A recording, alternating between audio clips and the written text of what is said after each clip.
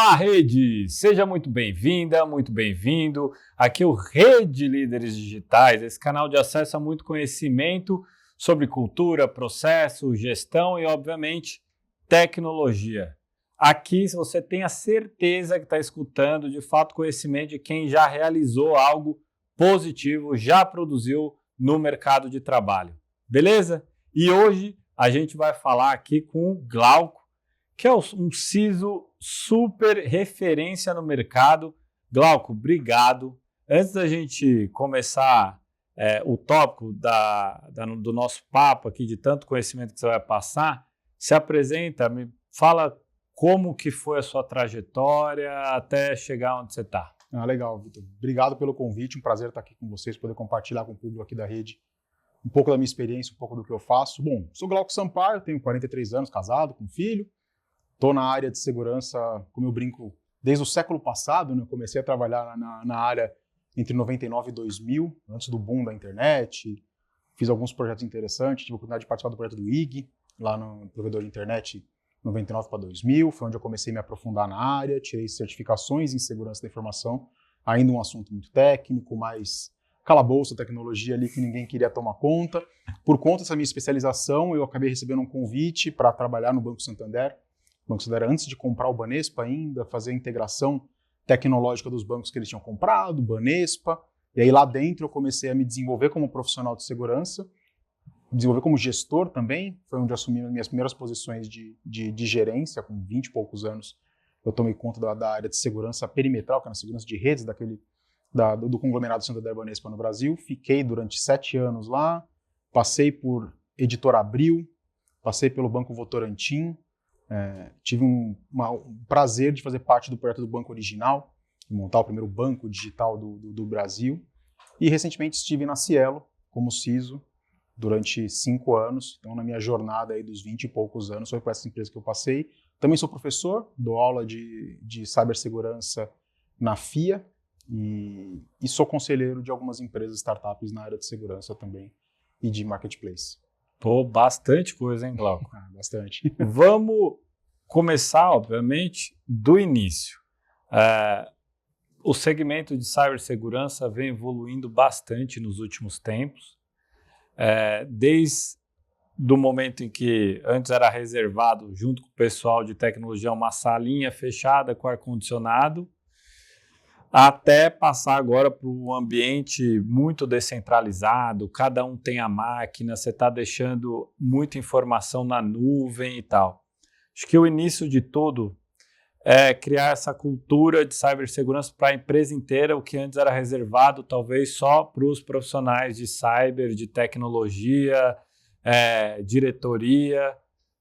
Como implementar uma cultura de cibersegurança na empresa inteira? Vitor, eu acho que esse ponto que você comentou é bem a verdade, né? Assim, antes a gente tinha perímetro, né? A gente gostava de falar, eu falei do perimetral, a gente tinha um pouco mais de controle sobre as coisas. Acho que com cloud, modernização das infraestruturas de tecnologia, da transformação digital das empresas, acabou esse perímetro. Então, assim, a capacidade que o profissional de tecnologia e de segurança tinha de controlar as coisas ali, o computador não era notebook, era na mesa, estava num ambiente mais controlado, perdeu. Então a gente teve que dar um próximo passo para que isso fosse algo factível e implementável, que trouxesse o benefício da segurança para toda a empresa e para todo mundo. E não tem como fazer isso sem contar com as pessoas. Porque assim, a gente durante muito tempo na área de segurança falou que as pessoas são o elo mais fraco da segurança. Não é. Assim, é o elo mais importante da segurança. Porque tudo depende de pessoa. O atacante e a pessoa que está do outro lado é uma pessoa, o funcionário é uma pessoa, quem está fazendo o controle é uma pessoa, tudo tem envolvimento de pessoas. E não dá para fazer segurança sozinho. Não adianta imputar na responsabilidade do CISO ou do time de segurança, de quem estiver ali com aquele chapéu, ser responsável pela segurança de uma empresa inteira. A gente fala que a segurança tem que ser uma responsabilidade de todos, porque tem que ser. Se todo mundo tem o seu papel, não adianta nada você fazer uma coisa muito robusta, muito legal, e o seu usuário entregar de bandeja o usuário e senha dele para um fraudador, para um cara que está querendo atacar a empresa. Então você tem que fazer todo um processo de conscientização e criação de cultura de segurança. A gente fala que assim, a conscientização, a capacitação, o treinamento é por onde começa. Você tem essa necessidade, você faz com que as pessoas tomem ciência de quais são as políticas corretas da empresa, o que ela pode e o que ela não pode fazer dentro daquele ambiente tecnológico, com as informações que ela tem acesso ou não. Mas a gente tem que transformar isso na cultura, e a cultura quando isso vira hábito das pessoas. Se a pessoa tem um hábito de ser seguro, da mesma forma como ela é segura com as suas coisas pessoais, com as suas coisas digitais, com a sua vida na empresa e também na sua vida pessoal. Assim, hoje a nossa vida ela é digital em todas as frentes. Então, e você vê muitos casos de o golpe do WhatsApp com a família, gente perdendo conta de rede social, influencer sofrendo porque a vida do cara é uma rede social e ele perdeu o acesso naquela porque hackearam a conta dele no Instagram da vida, numa rede social. Então você tem que criar essa cultura para que todo mundo seja um agente de segurança independente de onde ele esteja. Independente de estar na minha empresa, de estar na sua empresa, de estar em casa.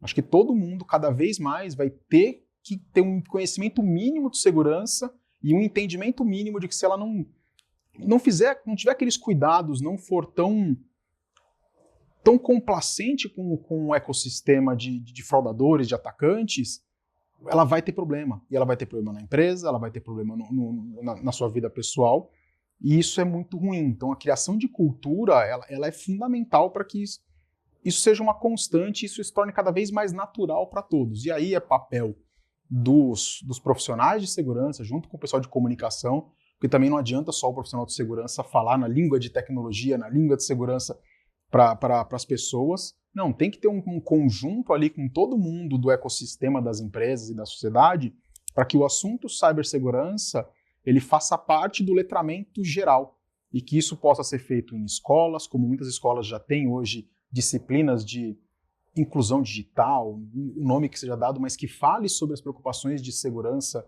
ali com os alunos, das questões de privacidade, da exposição em redes sociais. E nas empresas a mesma coisa, segurança tem que fazer parte de um modelo de conscientização da empresa como um todo. A gente fala em empresas mais reguladas sobre conscientização a vazamento de informações, a prevenção à lavagem de dinheiro, a questões legais, segurança está nesse bolo. E aí veio a LGPD que trouxe um pouco mais de luz para essas questões da privacidade, que nós como profissionais de segurança sempre levamos esse assunto de uma forma mais robusta, e que trouxe mais uma seriedade maior para as empresas, para a necessidade disso aí, com muito medo de punição, da agência, da exposição, mas que não é só isso. Acho que a cultura de segurança ela não pode ser galgada também só numa lei. Ela tem que entender o benefício para o negócio. E aí é um outro gancho que o profissional de segurança tem que ser capaz de fazer. Assim, convencer a empresa dos benefícios que ela pode ter se ela levar a segurança como uma cultura e tornar isso algo que seja desde do mais alto executivo até o entrante na empresa. Todo mundo tem que ter esse seu papel muito bem claro e a empresa suportar, todo mundo ter acesso às informações corretas para que a cultura permeie na companhia de uma forma mais contínua. Ainda nesse tópico, e comparando com algumas áreas que já passaram por esse desafio também. Uma área com um desafio muito semelhante, que teve que aplicar num passado, foi compliance. Então, quando surgiu a demanda no Brasil da área de compliance, ela veio muito por uma imposição legal, embora as empresas deveriam ter feito independentemente de uma imposição legal. E compliance, ele tem esse quê também multifacetado. Então tem uma coisa que é o cumprimento das políticas internas, mas tem um quê também de treinamento e também de avaliação e decisão do que possa ter acontecido numa empresa de errado ou não, ou até dúvidas. O treinamento que foi dado para criar uma cultura de compliance nas empresas, pelo menos na minha experiência, deixou a desejar na maioria delas. Quando a gente olha para a criação dessa cultura de cibersegurança nas empresas hoje, do ponto de vista prático, o que eu percebo? Eu percebo uma delegação para o time de comunicação interna fazer algo muito simplório, mas que precisa, porque tem que falar desde coisas básicas até o mais complexo. E também aqueles e-mails e treinamentos do tipo phishing, para simular alguma coisa. Mas de fato não tem algo muito estruturado. E aí, pegando o gancho também com a área de compliance, as empresas que a gente vê que tem de fato uma cultura muito enraizada de compliance, veio de fato uma decisão de CEO. Sim. O CEO decidiu, assumiu e levou ao fim e a cabo isso. Considerando que nos próximos anos, ao meu ver, a gente tem um processo de cada vez mais crimes, vazamentos, de ataques mesmo para empresa, que pode comprometer não só a paralisação do negócio, mas dados pessoais, segredos da própria empresa mesmo. Me dá alguns passos de como, de fato, fazer com que isso chegue até o C-Level, ou você acha que a gente vai precisar, de fato, de talvez algumas punições da NPD para que isso aconteça e sirva de exemplo? Como é que você vê esse passo a passo? Então, eu vejo, por estar na área há muito tempo, a evolução que o assunto ganhou e a proporção que ele ganhou dentro das empresas. Antes era um assunto que a maioria dos profissionais não tinha acesso para discutir com o C-Level da companhia, com o board, com o CEO. Hoje, muitos de nós somos inquiridos a fazer apresentações, eles questionam, eles estão interessados no assunto, e eu acho que isso aí é muito por conta dos impactos que acontecem no mercado com outros incidentes. Então, todo mundo fica sabendo quando algum incidente cibernético acontece, impacta uma empresa, se a empresa presta serviço para a sua companhia, você é impactado de uma forma direta ou não. Então isso trouxe uma luz maior para o assunto e facilitou esse diálogo. Então, o diálogo com o CEO hoje e com o board, com os C-Levels, ele é mais tranquilo, porque as pessoas entendem da preocupação. Ainda se tem um desafio grande de conseguir falar numa linguagem que eles entendam. Acho que é um ponto que a parte de comunicação tem que ser muito mais bem trabalhada, e os profissionais já vêm trabalhando mais nisso, para que você seja mais entendido pelos executivos e que você também consiga absorver deles. Você entender o negócio da empresa, entender quais são as necessidades da empresa e criar uma cultura de gestão de risco. Assim, acho que toda empresa tem uma cultura de gestão de risco, independente do seu porte também ou não. Fazer negócios é gerenciar risco. É o risco financeiro, é o risco de não vender, é o risco de ter que pagar o fornecedor.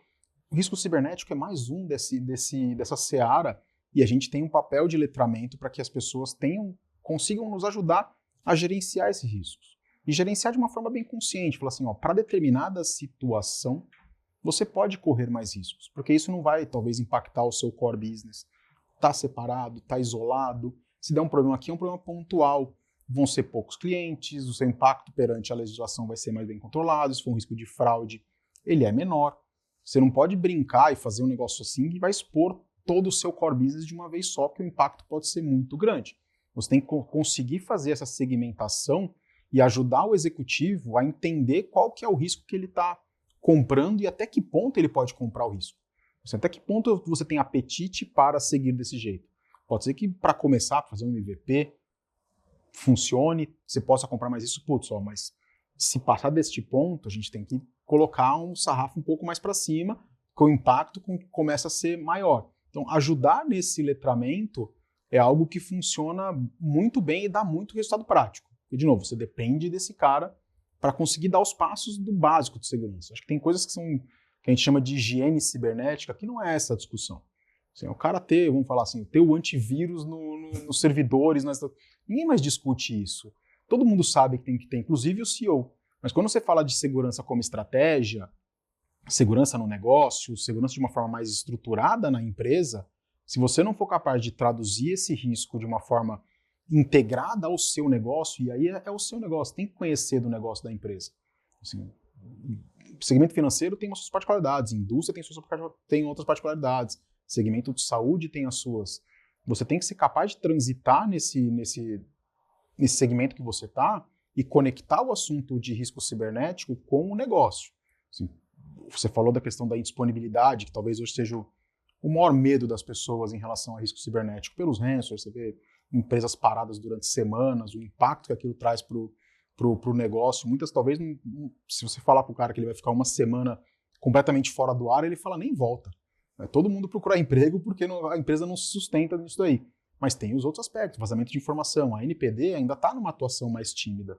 Porque tá certo, não é ela bater a lei no dia seguinte ela tá com um tiro, porrada e bomba para todo mundo. Ela tem um processo de amadurecimento, dela criar os seus arcabouços legais, dela criar os normativos para que todo mundo se adeque e ela possa sim se tornar um órgão punitivo. Não acho que o CEO vai esperar sofrerem punições no mercado para ele falar, putz, tem que correr atrás. Acho que as empresas já estão correndo atrás desse assunto, os CEOs estão mais preocupados, os executivos estão dando mais suporte para isso, para que não aconteça o problema e tenha que se correr atrás, que foi muito da natureza da cibersegurança, quando não tinha tanta publicitação e tanta divulgação assim dos assuntos.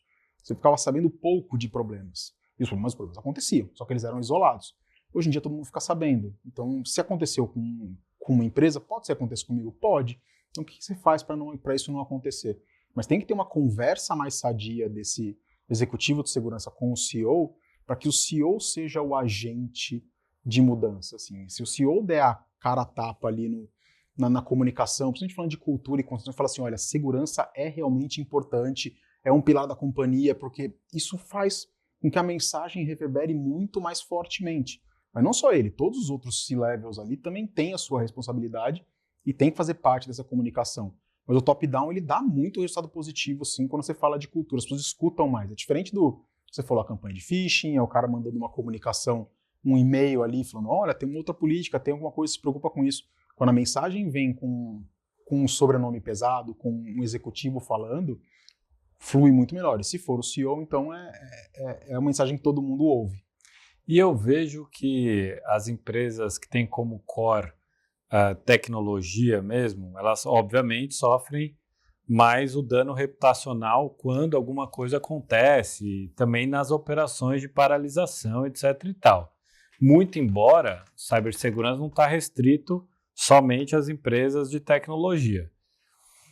Mas, ainda fazendo um paralelo com outras áreas, para a gente trazer alguns insights, principalmente para outros CISOs, CIOs que possam nos assistir aqui para se instruir. Eu vejo que, na maioria dos casos, não tem um investimento de recurso suficiente ou básico para que a área de cibersegurança, de fato, tenha uma robustez que a gente espera que tenha, até pela natureza do assunto que ela trata, é segurança. Deveria ser tratado no mesmo patamar da segurança dos funcionários, da segurança patrimonial, né? Às vezes a gente fala cibersegurança, parece que a gente está falando de um negócio digital e o tema não é de segurança. Parece que cyber pesa mais do que o termo segurança. Mas em tantas outras áreas corporativas, eu vejo que muitas vezes aquele CISO, CIO que está hoje nessa função, ele não consegue fazer com que essa palavra, esse reforço chegue até o CEO para, de fato, ter uma cultura de cibersegurança com vigor, né? E outras áreas, elas fazem o quê? Contratam consultorias de fora, às vezes para dizer o que o CISO mesmo já falou, né? Já falou. Existe hoje no Brasil consultorias boas ali de cibersegurança para dar essa sustentação? Elas operam como? Hoje a gente tem muitas consultorias de segurança para atender, acho que todos os públicos aqui no Brasil. Acho que talvez o público, o SMB ali é mais mal atendido, mal assistido ainda, mas já tem uma evolução grande. Para as empresas maiores, elas já estão acostumadas a trabalhar com as Big Four, com as grandes consultorias de tecnologia que também falam sobre o assunto de cibersegurança. Você tem as boutiques, as empresas especializadas em cibersegurança, que conseguem ajudar muito nessa interlocução, em conseguir, de novo, traduzir os assuntos mais técnicos para o negócio e facilitar esse diálogo. E muitas vezes é necessário, assim, o santo de casa não faz milagre, né? Você está ali, você está justificando o que precisa, só que o executivo quer ter uma opinião de um terceiro para poder justificar aquele investimento, até para pedir um investimento de um executivo, de um board, de um investidor, um acionista. Então, ter um carimbo ali, um apoio de um terceiro, ele despersonifica o pedido e legitima aquilo que o cara de segurança muitas vezes está falando. Falou, ó, eu fiz aqui o que a gente chama de assessment, né? Olhei frente às melhores práticas de mercado e a gente precisava investir em A, B, C, criar esses processos, ter uma equipe dedicada para isso, comprar determinada tecnologia que não necessariamente resolve o problema, mas você tem que fazer esses investimentos num plano aqui. E o cara, pô, mas vou liberar um monte de dinheiro aqui, para quê? Porque o cara não conseguiu se conectar, não conseguiu mostrar o real peso, a real importância daquele negócio, vou trazer alguém para me apoiar. E aí ele traz uma consultoria que tem a capacidade de conseguir ratificar o que o CISO, ou o profissional de tecnologia, está pleiteando, e dar também os seus pitacos com as visões e melhores práticas do mercado. Para aquele segmento, eles têm experiência de estar vivenciando em várias empresas e conseguem apoiar também, não só para criticar o trabalho ou para consensuar, é para colocar também as suas considerações frente ao que ele está vendo no outro mercado. Mas hoje tem sim no mercado grandes empresas que conseguem gerar essa visão, que conseguem apoiar isso, mas eu acho que o principal ponto, e vai ser mais fácil cada vez para os profissionais de segurança, para as pessoas de tecnologia, se a gente for capaz de contar histórias, fazer o tal do storytelling mais bacana, mais alinhado ao negócio da empresa, assim, mais traduzido por uma linguagem inteligível para o executivo. Eu conversei outro dia com um membro de um comitê e ele me falou, cara, quando eu vou falar desse assunto para pessoas de fora, eu comparo com a portaria do meu prédio. Que a pessoa, todo mundo está vivendo ali, assim, você tem um portão por quê? Tem que ter o portão, porque senão alguém entra. Então, segurança cibernética é a mesma coisa. Se não tiver lá o portão, o tal do firewall, que está bloqueando as pessoas, só deixa entrar quem deveria, é o portão da sua casa. Criar essas analogias, a gente foi até com vergonha de fazer isso. Durante o tempo, eu confesso que eu tive vergonha de fazer essas analogias, porque eu achava que era tão pequeno, assim, então eu estou infantilizando o assunto, estou infantilizando o meu interlocutor. Não é, mas muitas vezes a pessoa não tem esse letramento e facilita a interlocução com ela.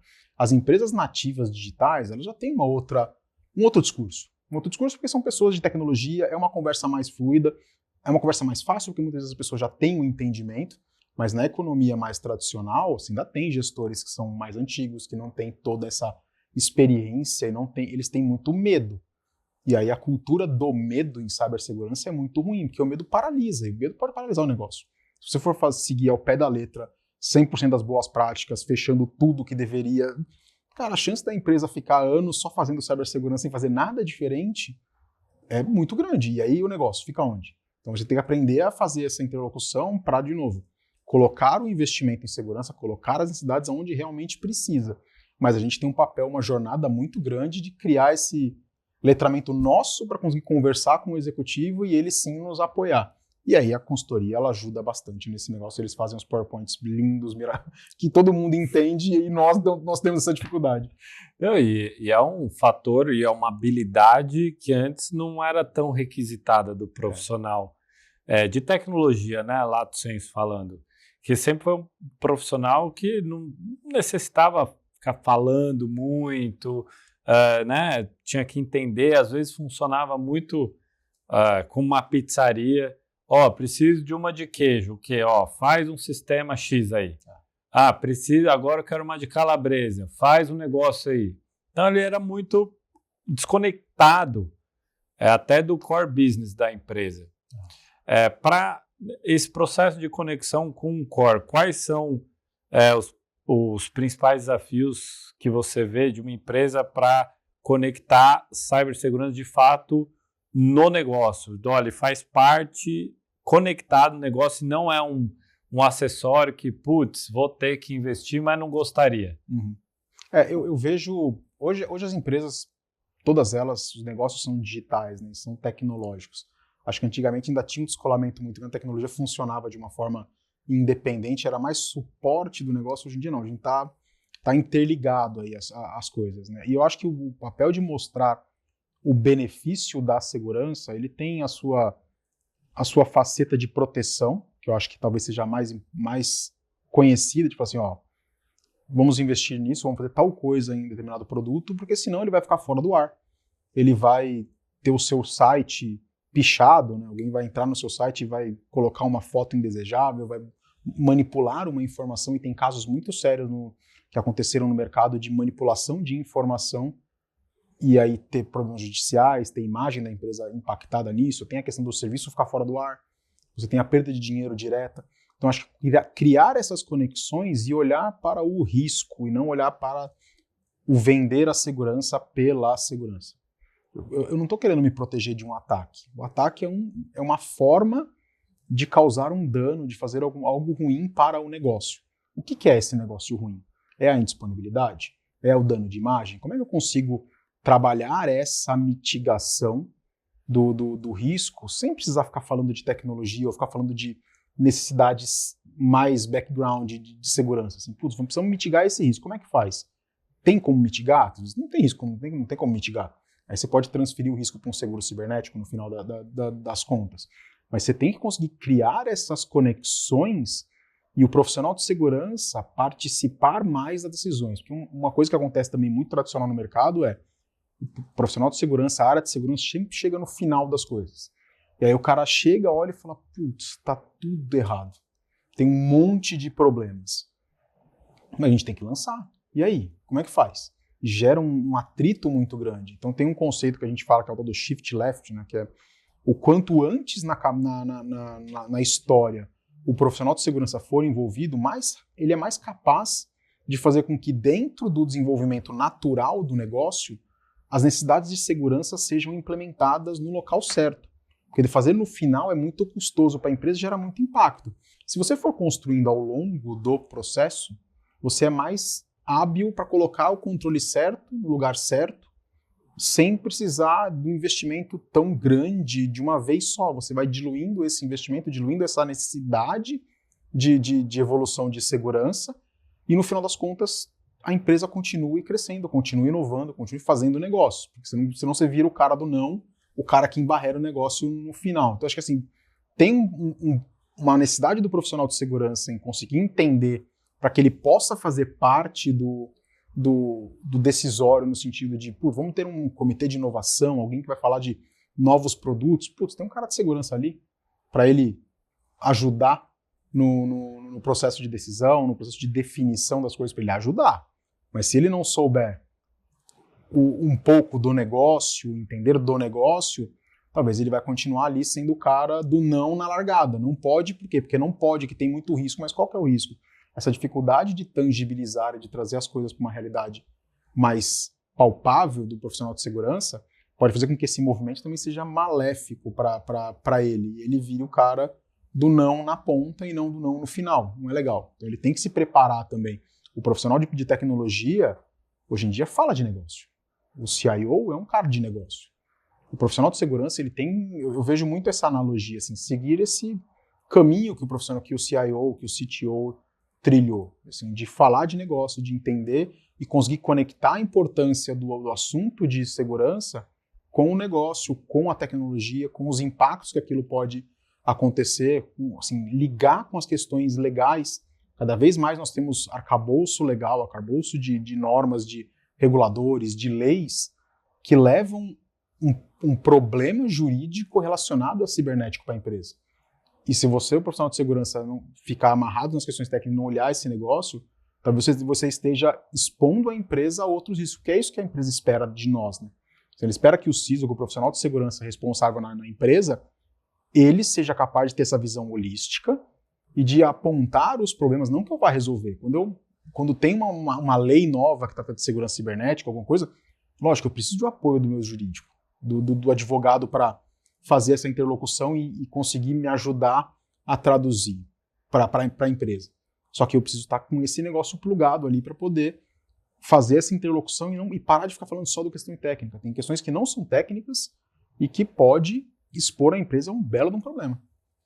Pô, você abordou vários pontos aqui. Como é que você sintetizaria os pontos que a gente falou aqui, desde implementação da cultura de cibersegurança na empresa como um todo, e esse aspecto que é tão essencial, que é você fazer essa matriz de risco para sopesar o que realmente pode ser assumido como risco ou aquilo que não pode ser assumido como risco, que é muito elevado?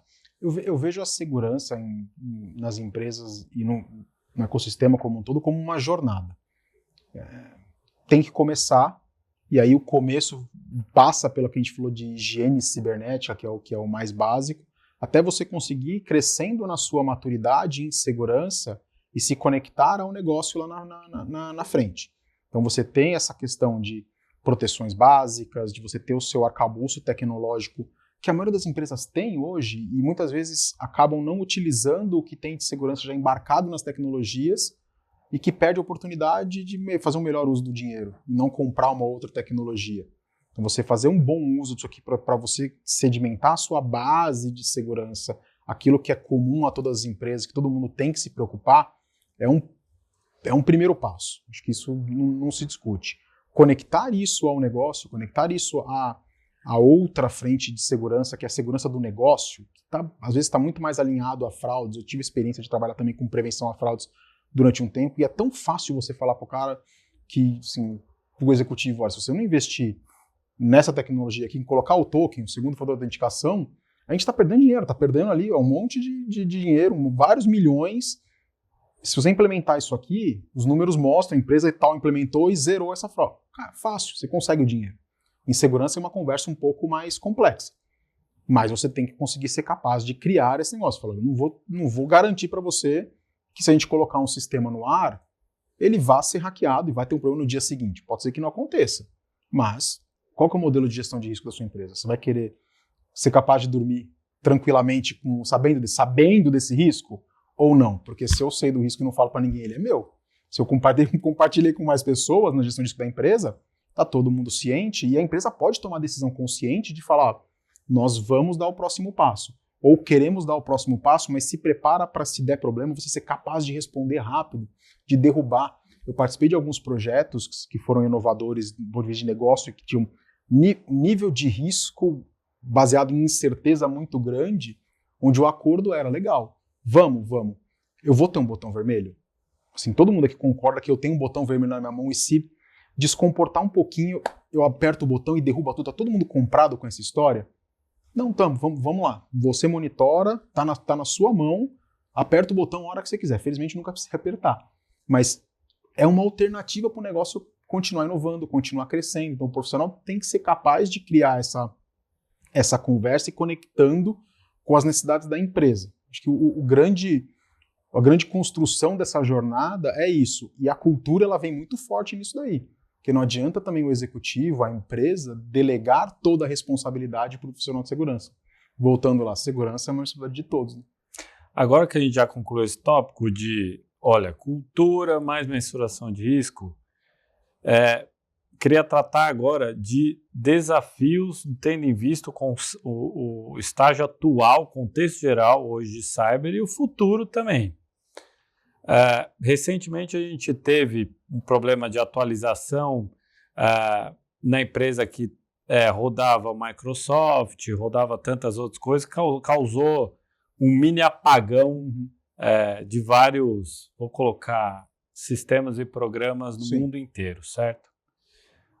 Ou seja, embora não tenha sido nenhum ataque necessariamente, pelo menos a informação que a gente tem, o fato é que a gente está no mundo hiperdependente de várias outras soluções. Sim. Então, muito embora a gente possa, como empresa e profissional de cibersegurança, ter cumprido toda a primeira etapa da nossa conversa, olha, tem uma cultura de cibersegurança. Olha, conseguimos fazer, estamos fazendo a gestão de risco.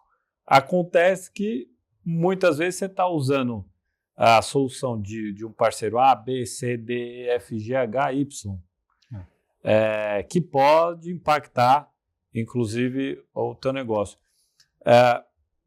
Como tratar dessas coisas? Eu vejo a criação de o que a gente chama dos planos de contingência ganhando cada vez mais proporções. E aí eu gosto de conectar esse assunto com dependência de fornecedores, que ele tem muito a ver com isso. É o meu fornecedor de software que pode causar um dano, e foi o que aconteceu com essa companhia há algum tempo atrás, mas você tem um fornecedor que é extremamente crítico. Um fornecedor de energia, por exemplo, um fornecedor de abastecimento de água, um fornecedor de logística, um prestador de serviço muito grande. E se você se amarra num processo crítico seu naquele cara, e aquele cara fica fora do ar, ele tem um problema. Não só um problema cibernético, né? Aquele cara pode ter uma insolvência jurídica, pode ter um problema financeiro. Então, acho que a gestão desse risco de fornecedores como um todo, ela faz com que o assunto continuidade dos negócios seja olhado com uma outra ótica. Não é só, eu tenho uma empresa aqui, tem uma contingência dela que roda daqui a não sei quantos quilômetros e eu estou bem. Não, você tem hoje em dia um ecossistema de dependência de fornecedores de tecnologia, de fornecedores de serviço, que precisam ser olhados com essa ótica de não. A gente precisa pensar no plano B para tudo. É meio doido falar isso, sim, mas é verdade. Você conversar com um cara e falar assim, putz, mas eu tenho a melhor condição comercial se eu colocar 100% da minha operação com esse determinado fornecedor. Tá, mas se esse cara ficar fora do ar, quanto tempo você consegue viver sem esse cara? Ou quanto tempo você demora para sair desse cara? Aí a gente tem um ponto para discutir. Então, acho que a questão da tecnologia, e não foi um evento isolado, não foi a primeira vez. Talvez de proporções tão grandes tenha sido. Mas de forma isolada, já existiram cenários parecidos como esse. De determinados fabricantes cometerem um erro operacional e impactar todo mundo que usava a sua base de tecnologia. Sim, mas você tem do outro lado as empresas cada vez ficando mais maduras, do ponto de vista de teste, dessa necessidade, dos reguladores botando uma pressão muito maior para que esses grandes provedores de tecnologia tenham mais controles, mas ainda assim são factíveis de erro, né? De problemas e de tecnologia falha. Ponto. Como é que a empresa continua a sua operação? Como é que você consegue conectar esse risco ao seu negócio e criar o plano de contingência para isso?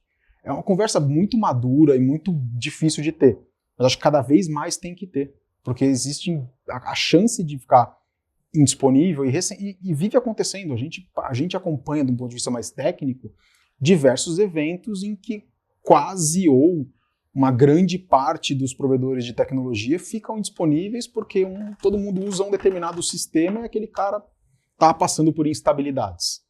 E aí? Qual que é a alternativa para isso? E é uma conversa dura, porque na final das contas ela custa mais caro para você levar ao pé da letra. Mas o que é mais caro? Você pensar em pode vir a acontecer o que eu posso fazer para acontecer ou aconteceu? Acho que a conversa de conectar isso ao ser mais preventivo e trazer o risco para ser discutido na mesa, ele traz uma clareza maior para todo mundo, todos os decisores ali, minimamente tomar de novo a decisão consciente de não. Vai continuar assim, mas a gente sabe onde a gente está pisando. Acho que esse ponto que eu gosto de conectar, de trazer essa visibilidade para os problemas que podem vir a acontecer e dar luz ao problema. Não é ser cavaleiro do apocalipse. É trazer as situações como profissional de gestão de risco que elas podem acontecer e tomar decisões maduras com os executivos sobre o que fazer com aquele assunto. Pô, Glauco, o desafio é grande, hein? Porque, assim, algumas habilidades que a gente trouxe aqui, tá? Que, comparando o que era o profissional de cibersegurança, é baita de um desafio. Assim, capacidade de se comunicar com outras áreas da empresa. Além disso, utilizar essa capacidade de comunicação para também participar do treinamento da empresa como todos, os funcionários, não só os heads das células, os outros diretores, etc. e tal. Aí, você abordou também e aborda bastante essa questão de gestão de risco. Gestão de risco é uma matéria que ela é muito matemática, ela é muito financeira. Então, o profissional que não conseguir materializar isso também nessas estatísticas de probabilidades de riscos, também vai ficar para trás, né? E aí, por fim, a gente também citou essa questão da regulação, de leis, de obrigação, que o profissional precisa saber, porque no final das contas ele também vai decidir isso. Então, e a responsabilidade também é dele, né? Não vai ser o jurídico pode te dar, pode ir, não pode ir, mas no final você que aperta o botão. Então, você também tem que fazer uma checagem, né? Não dá para acreditar só no que escutou. Você acrescentaria mais alguma habilidade aí para esse novo profissional, esse novo CISO? Eu acho que tem uma habilidade que eu gosto de falar também, que é a via oposta. O CISO tem que ser capaz de conseguir convencer o seu time das decisões que os executivos tomam e do compartilhamento desse risco. Porque o profissional de segurança é aquele cara mais purista, fala assim, não, mas vai dar problema. Não é que vai, pode vir a dar. E a empresa comprou o risco de pode dar problema e vamos assim. Então acho que tem um papel do CISO também de traduzir essa mensagem, essa necessidade do negócio para as equipes e faça com que eles sejam viabilizadores. Acho que todo profissional de segurança tem que ser viabilizador. E a gente está num momento onde o papel grande de fazer isso acontecer ainda é do CISO, porque é o cara que está mais perto do negócio e, em teoria, é a pessoa que se preparou mais e já consegue fazer esse trabalho. Não adianta só a gente levar a mensagem de segurança para cima e se acontecer não um revés, mas se a empresa decidir a tomar mais risco do que é recomendado pelo profissional de segurança, conscientemente, a gente ser capaz de levar essa mensagem para baixo, convencer o time do que tem que fazer e já dar o próximo passo. Assim, tá legal, a gente vai comprar esse risco, o que a gente pode fazer para, numa segunda etapa, mitigar ainda mais esse cara e reduzir o risco da empresa? Acho que vira um desafio cíclico que é interessante, que o profissional tem que se preparar para tudo isso que você falou, de fazer storytelling, de entender de finanças, entender de negócio, entender de como conecta essas coisas todas, mas ele não pode perder a amarra ali, perder o rapport com o seu time, para que o time sinta confiança nele de falar assim, não, ó, o CISO veio aqui, falou que a empresa vai comprar tal risco, vamos em frente, vamos fazer o melhor, vamos pensar mais para frente para como que a gente consegue contornar esse negócio. Então, eu acrescentaria esse ponto. De engajar, né? De ser um líder de fato e não descer o porrete para baixo e bora para frente. Tem algumas áreas que realmente elas têm esse desafio, que são as áreas que eu chamo do dever ser. O jurídico é uma área do dever ser, compliance é uma área do dever ser. Acontece que todas as outras áreas da empresa, hoje, numa dinâmica de transformação muito rápida, elas já abandonaram esse viés do dever ser, do tipo, o produto, o serviço não está redondo, mas não vamos perder tempo, não. Vamos lançar e a gente vai ajustando no meio do caminho.